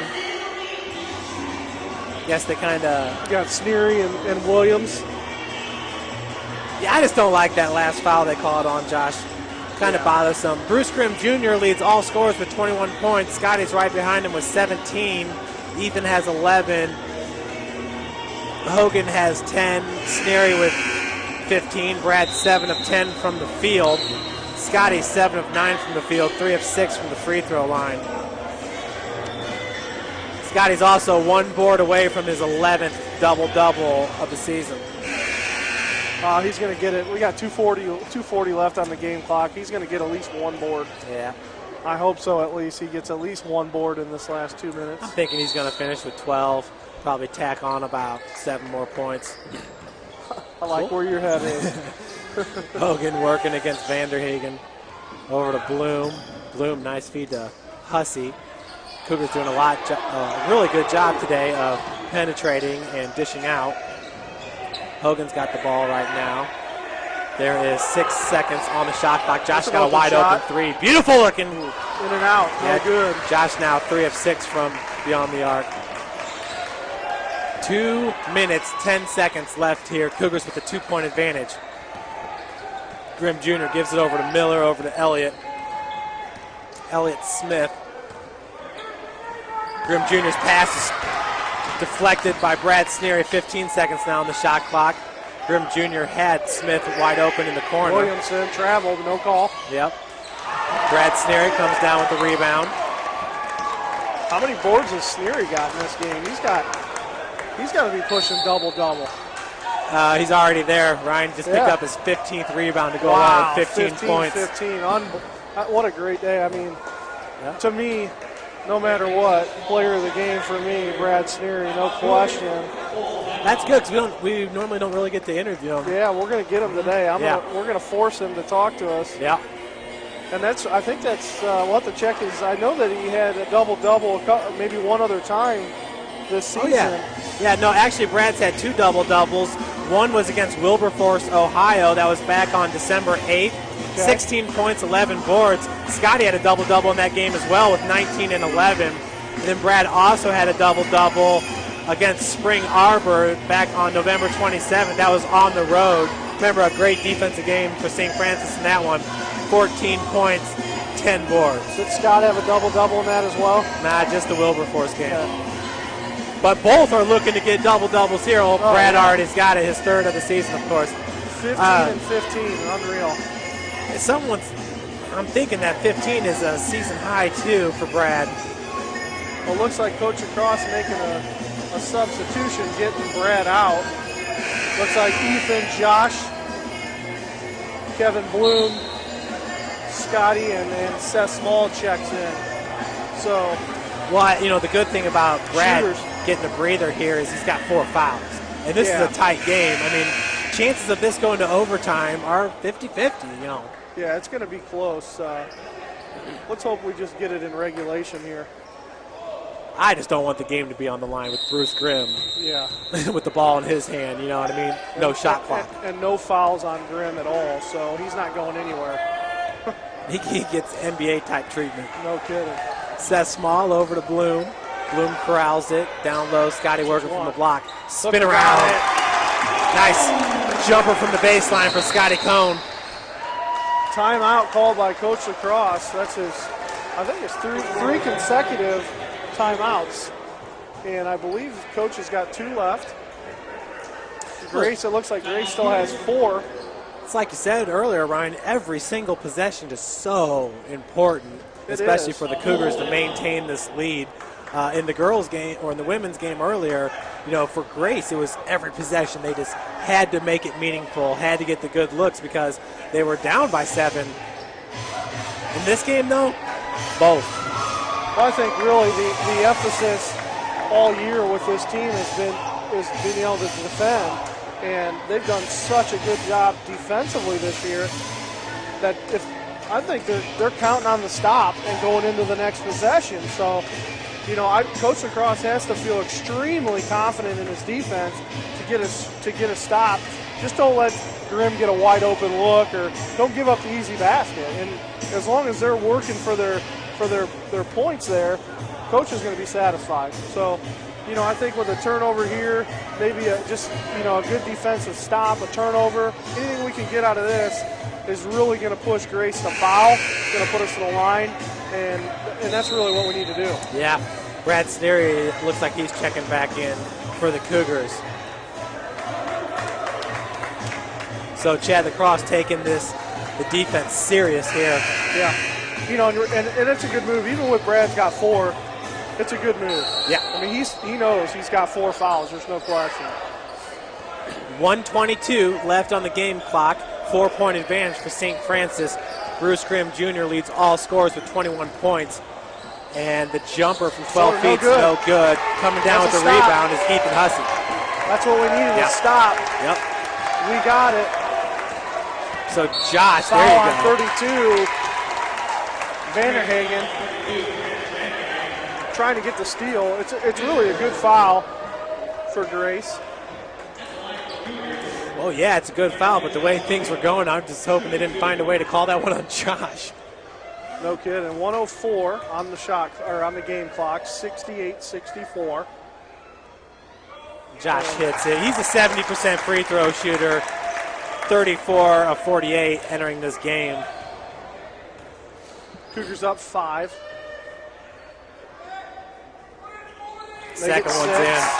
What do you think, Ryan? Are they going to go for the quick 2 or try to hit a 3? They got to go. They got to push the ball a little bit. Grace has got to score. Elliott Smith, their shooter, falling away. That shot was nowhere near. Dennis Williams comes up with Got it. stripped, and St. Francis got the ball, and we're going to run the floor. And that's going to be a foul, it looks like, on Elliott Smith, and Hogan might be hurt. Yeah, kind of like Skylar Shern in the first game. I think he took a knee to the thigh there. The initial pain is pretty strong there. Kind of feels like he's cramping up, but he'll walk it off. He'll be okay. Been really, really impressed with Josh's play, and Coach has got him in the starting lineup now. Led the team in minutes played in the first half. Well, let's look at Crossroads League standings right now on the men's side. Number 21, Bethel College, is 7-0, and they are down to number 6, Indiana Wesleyan. Number 12th ranked Grace, who's 5-2 in the league, is down here against St. Francis, who's currently in 4th. Taylor is ranked 30th in the country at 4-3, so there's going to be two big ones by Hogan. 72-64. Timeout called by Grace, and Grace is going to have to put some shooters in, and they're going to the bench right away for Nico Reed, 6-foot sophomore. Got to get some guys in. They got to make some shots. 45.7 seconds left. Ryan, you remember we covered Bethel just a week ago. Yeah. Ryan Benner is one of their main guys, along with Zach Miller. And Benner had to leave the game against Indiana Wesleyan in the first 5 minutes due to a shoulder injury, as reported by Bethel Hoops here. And last score I got here is 64-53 IWU. So Benner definitely is an important key to that puzzle there. Yeah, that's going to move Bethel to 7-1. It's going to move Indiana Wesleyan to 7-1. So Wesleyan with the tiebreaker is going to be right now. There's going to be a tie for first place at the top of Crossroads League play. So shaking it up. Cougars up by 8. 40 seconds left to play here in this game. Miller and Grimm. Grimm for a 3 off the heel. Rebound by Reed. Man, we needed Scotty to get that rebound too. Grace retains possession. Another three-point look, this time by Elliott Smith. A lot of time came off that clock. Yes, sir. 25.9 left on the game clock. Shot clock's off. Cougars up 5, 72-67. So they got to get a stop or a turnover. Looks like St. Francis going to check Seth Small in. That's mainly for ball handling purposes, get the ball down the court. Probably checks out Sneery, I'm going to take a guess, with 4 fouls. Yeah, Hogan's still in with 4. Interesting move here. Coach Cummings has got something drawn up on the board.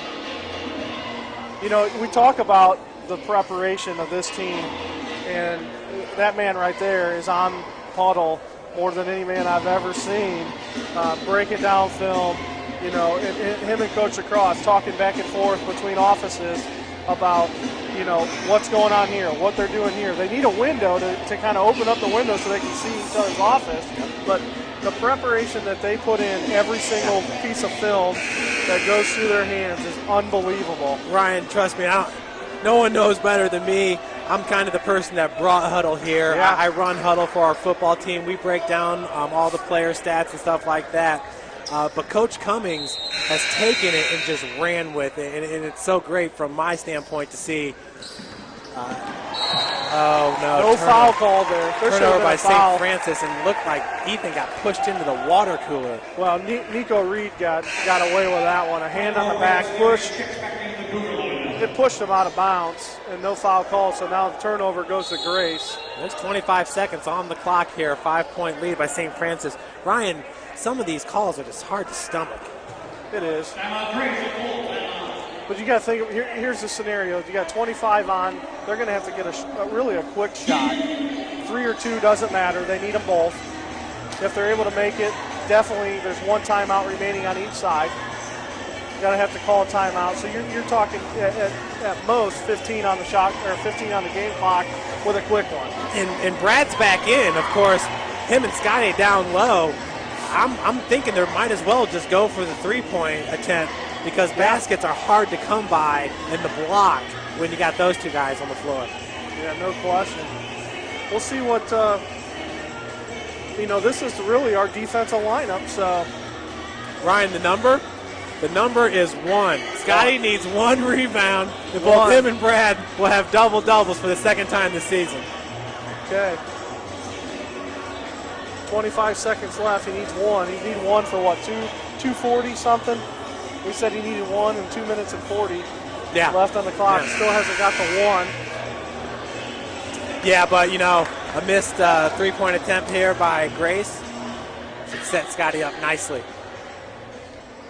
25 seconds, 5-point advantage for St. Francis here. Elliott Smith with the inbounds pass.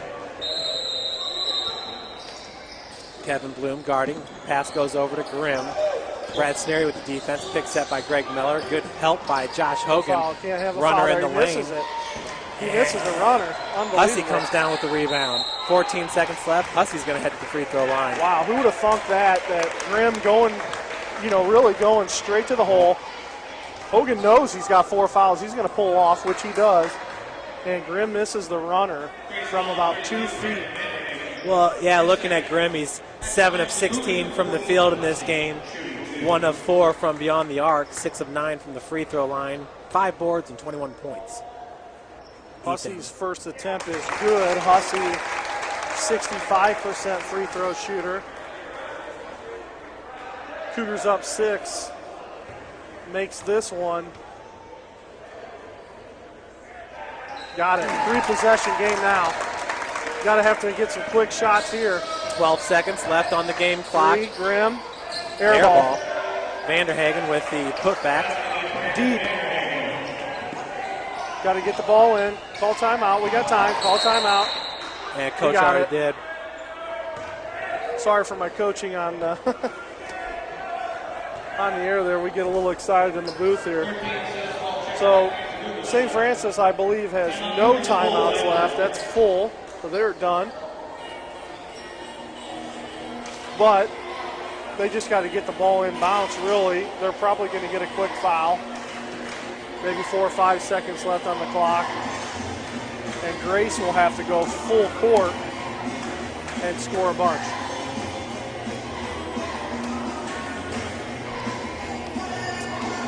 Well, Scotty Cohn leading all Cougars with 19 points. We're going to hear from Brad Sneary after this game as CRB is going to head down to the floor and get Brad. What a great performance he's put on today. 15 points, 16 rebounds. He does have 4 fouls right now.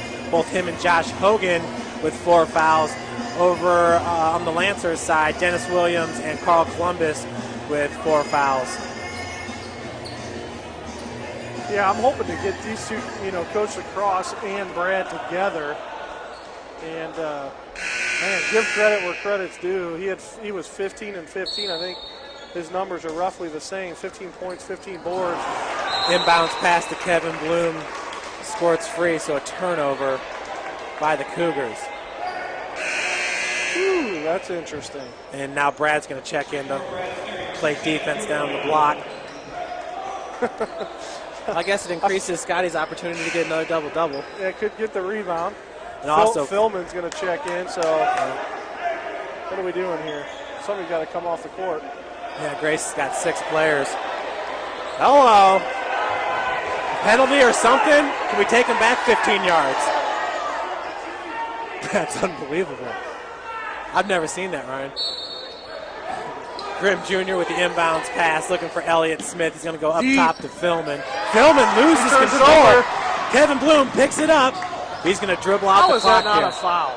Ouch! That's okay. 1.5 seconds left. Yep. I'm going to try to get down to the court, Jeff, and catch these guys. We appreciate that, Coach.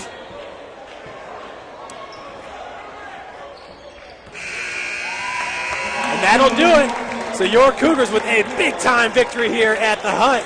Win it 74-69 over number 12, Grace. St. Francis improves its record to 13-7 overall, 5-3 in Crossroads League play. Grace drops to 13-6 overall, 5-3 in Crossroads League play. For St. Francis coming up on the road at Indiana Wesleyan and at Huntington. At Huntington, they will meet up with the league's leading scorer and leading field goal percentage man, Shane Merriman. Of course, IWU ranked in the top 10. And we got Coach Lacrosse, Coach Bolin. Coach Bolin's going to get Coach Lacrosse here, and he's going to hope to get Brad Sneary as well. And we got Brad. We're going to send it down to Coach. We good, Jeff? Here, down here, Coach Lacrosse, let's talk about that one. Close down to the end. What was the difference? I just think we executed. I mean, obviously Brad made a difference inside, and that's the thing is we need production out of Brad. He was a monster on the boards. Didn't score down at Marion, but never put his head down. Came back today, and it was huge for us. But obviously we got to clean some things up the way we finished that game. But so proud of the guys to come back. This is a huge win for us.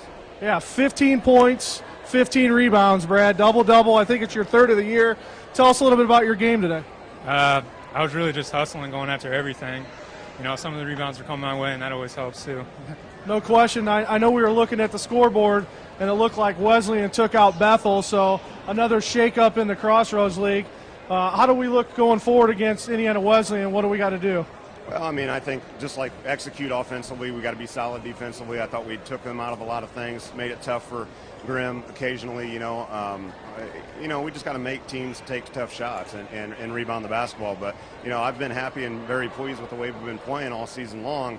We haven't come always on the W column, but we got to keep grinding and take each game, each possession at a time, and you never know what can happen. We find ourselves right back in this thing in the conference. Thanks, Coach.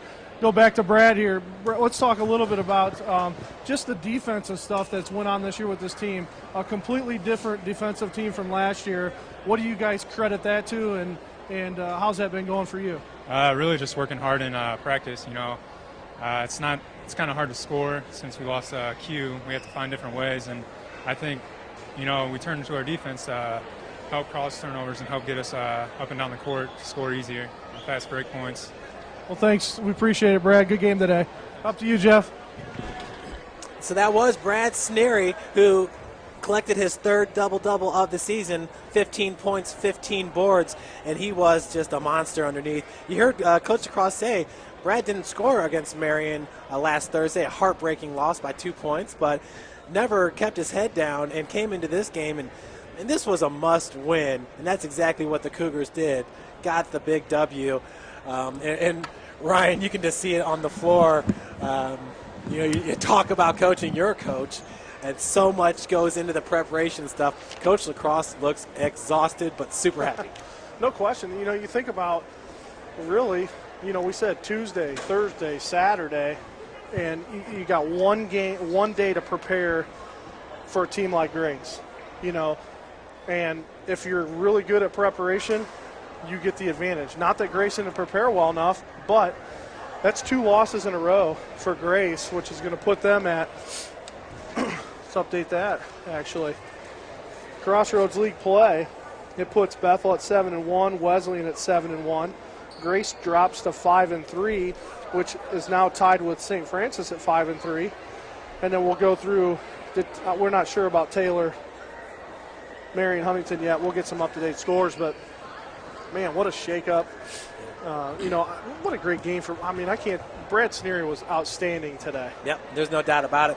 Ryan, I remember last year, the Cougars finished the season, made it to the Elite 8 round, lost to Oregon Tech, the eventual national champions. And if you remember at the beginning of last year, there was a lot of shakeup in the lineup, just kind of wiggling things out and feeling out the team. Coach Lacrosse doing it again this year, starting Josh Hogan this week. Josh led all Cougars in minutes played today and was very productive, 3 of 6 from beyond the arc. Chipped in, we had 14 points, chipped in 3 rebounds. Scott, of course, with 19 points, 9 rebounds, just missed on that double-double there we were so sure he was going to get. Brad Sneary, 15 and 15. Ethan Hussey, 13 and 3. Those are your 3 scores there in double digits, and I'd say 3 of those guys are pretty consistent. Brad may not always hit double digits in scoring. Definitely nice to see him do it in today's game, and a lot of those coming with those offensive rebounds and putbacks. Yeah, no question. And I know that coaches are going to go thoroughly through statistics as they go through. I know they got a couple spotters throughout the crowd that goes through that. So there might be a 10th rebound in there somewhere. We'll find out more by tomorrow. But when they update these stats, even though they're live and up to date, they're not always official yet until we go through it. So maybe we'll get that double-double from him. But nonetheless, there's so much you can say about this team. And I think a lot of it has to, we've talked all year, it's about defense with this team, and they work so hard in practice. I think the big thing that I see on a daily basis is when the coaches talk, the kids listen. They make the adjustments. They know that what comes out of their mouth is what they need to execute. And Coach Lacrosse said it. It comes down to execution, and we've done a great job of that. Defensively all the time. Ryan, and I'd just like to remark back on what Coach said about Brad Sneary. Didn't score, didn't keep his head down, came back. I don't want to say dominated today, but wow, just a great, great game by Mr. Sneary. And you know what? That's how Brad was last year, too. Yeah. Remember his struggles from the free throw line? There were times when he sat, but whenever he does get his opportunities, he's like a defensive back on the football field. Yeah, very short-term memory. And that's good, and we talked about his high school career, how well he did at Snyder, a good scorer, a good defender. And I think defense was always his biggest thing. And when he was able to develop the confidence in his offense, which he's getting it now. Unfortunately, it's coming in his senior year, but it doesn't matter at this point. We're talking about 2012, 2013, and man, is he bringing his game this year. You better strap it on right now if you're going to step up against him. Yeah, very, very impressed with Spencer Comer. Had a great first half for Coach Lacrosse today. Josh Hogan, a great game. Scotty, a great game. Brad, all the way through. Great performance. We're exhausted up here. Yeah. Game 2 of a double-double, and you look down there, and you feel so good for Coach Lacrosse, for Coach Lacrosse, because you just know he's spent. He's 2-5 now. I think he lost 3 last year against Grace, and that's a big win for him in his young career. And it's always nice to get the sweep at home, and no matter what, Cougar basketball is still here, and we're not going anywhere for a while. That's right, Ryan. Well, folks, we appreciate you tuning in and watching today's coverage, our doubleheader here against Grace. The women winning it 63-60, the men getting the 74-69 W. Remember to tune in, or actually come here and watch it live, because it's going to be an unbelievable game this coming Wednesday.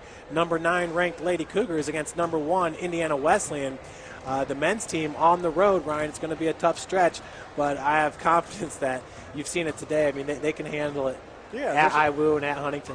And I think if going into this week, regardless of what happened at Marion, you look at the Wesleyan Grace game, and realistically as a coach, you want one of those 2 victories. And if you don't get them both, it's okay, but you want one of those 2. And that's something that, going into that Wesleyan takes that load off a little bit. Like, okay, we're here. We're going to play you, and we've been playing them tough for the last couple of years. So it's going to be interesting, and it's a tough place to win. Absolutely. Well, folks, once again, we appreciate you tuning in, and make sure to get with us on Wednesday, 7 p.m. start. Number 1 versus number 9, your Lady Cougars, to host Indiana Wesleyan. Until then, I'm Jeff Mahoney, along with Ryan Boland, Carrington Thompson on the camera. Thank you for tuning in.